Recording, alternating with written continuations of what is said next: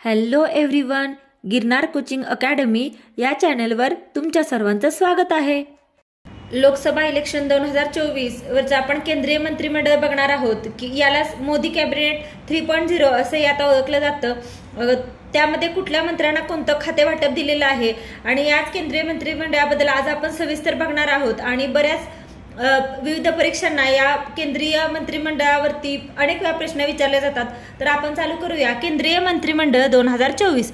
तर आता हे मोदी कॅबिनेट 3.0 असं का म्हणतात, तर नरेंद्र मोदी हे सलग तिसऱ्या वेळेला पंतप्रधान झालेले आहेत। म्हणजे सुरुवात आपण इथून करूयात। पंतप्रधान नरेंद्र मोदी हे सलग तिसऱ्या वेळेस झालेत आणि याचबरोबर त्यांच्याकडे अजून बाकीची कोणती खाती आहेत, तर इतर विभाग आहेत त्यांच्याकडे, सार्वजनिक तक्रारी आणि निवृत्ती वेतन मंत्रालय, तसेच अणुऊर्जा विभाग, तसेच अंतराळ विभाग, सर्व महत्त्वाचे धोरणात्मक मुद्दे देखील त्यांच्याकडे आहेत।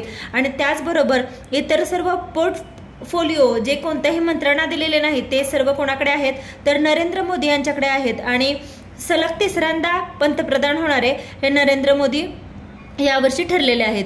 आता याचबरोबर कोणत्या खात्याला कोणतं मंत्रिपद दिलेलं आहे ते आपण बघूयात। तर सुरुवात करूयात। भारताचं नवीन संरक्षण मंत्री कोण बनलेले आहेत, संरक्षण मंत्री या पदावरती कोणाची नियुक्ती झाली, तर ते राजनाथ सिंह हे आहेत जे संरक्षण मंत्री बनलेले आहेत।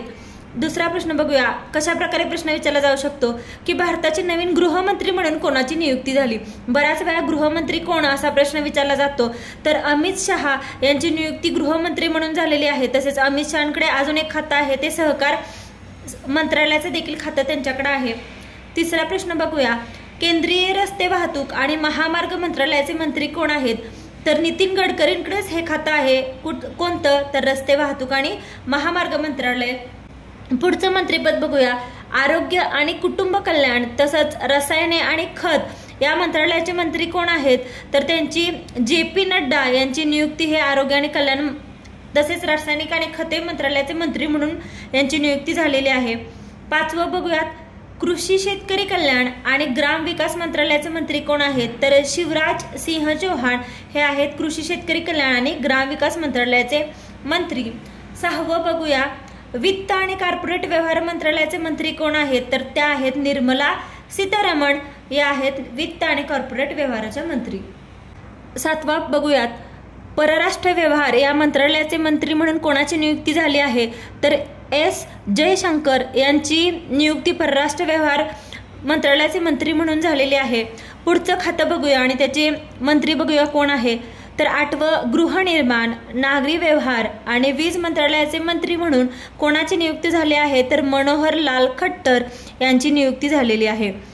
पुढचं बघूयात, नववं, अवजड उद्योग आणि पोलाद मंत्रालयाचे मंत्री कोण आहेत, तर त्यांचं नाव आहे HD कुमारस्वामी, हे कॅबिनेट मंत्री आहेत। त्यांची निवड झालेली आहे अवजड उद्योग आणि पोलाद मंत्री म्हणून।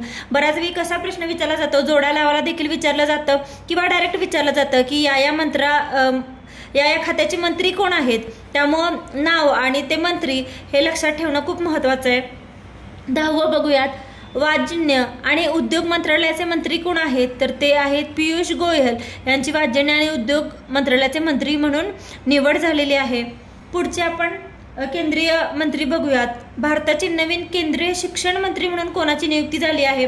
शिक्षण मंत्री देखील बऱ्याच वेळा विचारलं जातं, तर यावर्षीचे भारताचे केंद्रीय शिक्षण मंत्री म्हणून धर्मेंद्र प्रधान यांची नियुक्ती करण्यात आलेली आहे।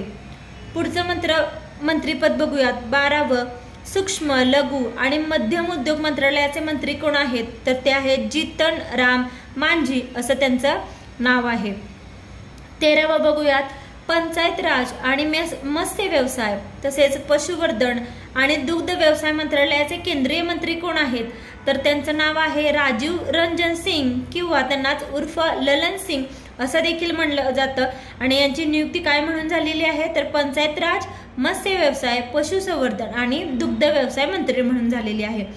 पुढचं खातं बघूयात, 14वं, बंदरे, शिपिंग तसेच जलमार्ग मंत्रालयाचे मंत्री कोण आहेत, तर ते आहेत सर्वानंद सोनोवाल यांची नियुक्ती हे बंदरे, शिपिंग आणि जलमार्ग मंत्रालयाचे मंत्री म्हणून करण्यात आलेली आहे।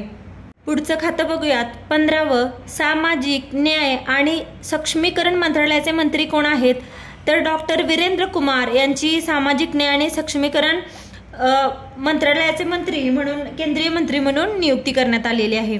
16वं, नागरी विमान वाहतूक मंत्रालयाचे मंत्री कोण आहेत तर ते आहेत किंजरापू राममोहन नायडू असं त्यांचं नाव आहे. आणि यांची नियुक्ती कशासाठी आहे तर नागरी विमान वाहतूक मंत्रालयाचे मंत्री. आता इथे गोंधळ होऊ शकतो. हे विमान वाहतूक, नागरी विमान वाहतूक हे वेगळं आहे. याला कोण आहे किंजरापू राममोहन नायडू. आणि आता आपण बघितलं की नितीन गडकरी हे कशाचे आहेत तर केंद्रीय रस्ते वाहतूक आणि महामार्ग. विमान वाहतूक म्हटलं की काय लक्षात ठेवायचं किंजरापू राममोहन नायडू.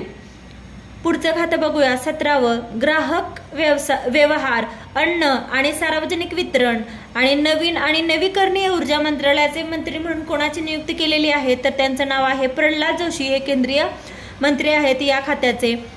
पुढचं 18वं बघूयात, आदिवासी व्यवहार मंत्रालयाचे मंत्री म्हणून कोणाची नियुक्ती झाली आहे तर आदिवासी व्यवहार मंत्री आहेत जुवाल ओरम असं त्यांचं नाव आहे. 19वं, कापड मंत्रालयाचे मंत्री कोण आहेत तर ते आहेत गिरिराज सिंह असं त्यांचं नाव आहे. 20वं बघूयात, रेल्वे, माहिती आणि प्रसारण तसेच इलेक्ट्रॉनिक्स आणि माहिती तंत्रज्ञान मंत्रालयाचे मंत्री म्हणून कोणाची नियुक्ती केलेली आहे तर अश्विनी वैष्णव असं या मंत्र्यांचं नाव आहे. यांच्याकडे हे 3 सर्व खाते आहेत, रेल्वे, माहिती प्रसारण आणि इलेक्ट्रॉनिक्स व माहिती तंत्रज्ञान. यांचे मंत्री म्हणून नियुक्ती अश्विनी वैष्णव यांची झालेली आहे. पुढे 21वं मंत्रिपद बघूया. केंद्रीय मंत्री कोण आहेत, संप्रेषण आणि पूर्वोत्तर क्षेत्राचा विकास मंत्रालयाचे मंत्री कोण आहेत तर ज्योतिरादित्य एम सिंधिया यांची केंद्रीय मंत्री म्हणून या खात्यासाठी निवड करण्यात आलेली आहे. पुढचं 22वं बघूयात. पर्यावरण, वन आणि हवामान बदल मंत्रालयाचे मंत्री म्हणून कोणाची नियुक्ती करण्यात आलेली आहे तर भूपेंद्र यादव यांची नियुक्ती ही पर्यावरण, वन आणि हवामान बदल या मंत्रालयाचे मंत्री म्हणून करण्यात आलेली आहे. ही 3 खाती भूपेंद्र यादव यांच्याकडे दिलेली आहेत. केंद्रीय मंत्रिमंडळातली पुढची खाती बघूयात. 23वं, संस्कृती आणि पर्यटन मंत्रालयाचे मंत्री कोण आहेत तर गजेंद्रसिंह शेखावत यांच्याकडे हे संस्कृती आणि पर्यटन मंत्रालय आहे. पुढचं बघूया 24वं, माहिती आणि बाल विकास मंत्रालयाचे मंत्री म्हणून कोणाची नियुक्ती केली आहे तर अन्नपूर्णा देवी यांच्याकडे हे माहिती आणि बाल विकास मंत्रालय आहे. 25वं बघूयात, संसदीय कामकाज आणि अल्पसंख्याक व्यवहार मंत्रालयाचे मंत्री म्हणून कोणाची नियुक्ती केलेली आहे तर किरण रिजिजू असं या मंत्र्यांचं नाव आहे. केंद्रीय मंत्री आहेत किरण रिजिजू, ज्यांच्याकडे संसदीय कामकाज आणि अल्पसंख्याक व्यवहार ही खाती आहेत. नेक्स्ट बघूयात 26, पेट्रोलियम आणि नैसर्गिक वायू मंत्रालयाचे मंत्री कोण आहेत तर हरदीप सिंग पुरी हे आहेत पेट्रोलियम आणि नैसर्गिक वायू मंत्रालयाचे केंद्रीय मंत्री.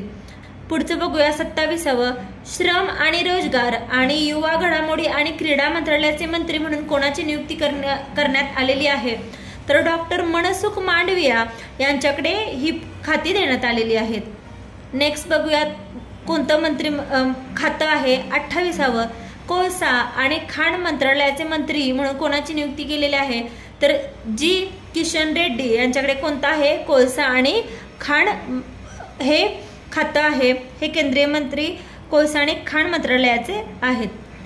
नेक्स्ट बघूयात, अन्न प्रक्रिया उद्योग मंत्रालयाचे मंत्री कोण आहेत तर अन्न प्रक्रिया चिराग आणि पासवान यांच्याकडं हे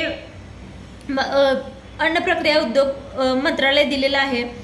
आणि लास्ट खातं बघूयात, जलशक्ती मंत्रालयाचे मंत्री म्हणून कोणाची नियुक्ती केली आहे तर CR पाटील हे आहेत जलशक्ती मंत्रालयाचे मंत्री. अशा प्रकारे आपण केंद्रीय मंत्रिमंडळातली ही खाती आणि त्या मंत्रालयाचे मंत्री आपण बघितले. याच्यावरती बऱ्याच परीक्षेला हमखास प्रश्न विचारले जातात, त्यामुळे मंत्रीपद आणि त्या खात्याची नावं लक्षात ठेवणं खूप महत्त्वाचं आहे. Thank you for watching. प्लीज व्हिडिओला लाईक करा, शेअर करा, कमेंट करा आणि चॅनलला सबस्क्राईब करायला विसरू नका. आणि अशा प्रकारचे कोणत्या टॉपिकवरचे व्हिडिओ तुम्हाला पाहायला आवडतील ते कमेंट करून नक्की सांगा.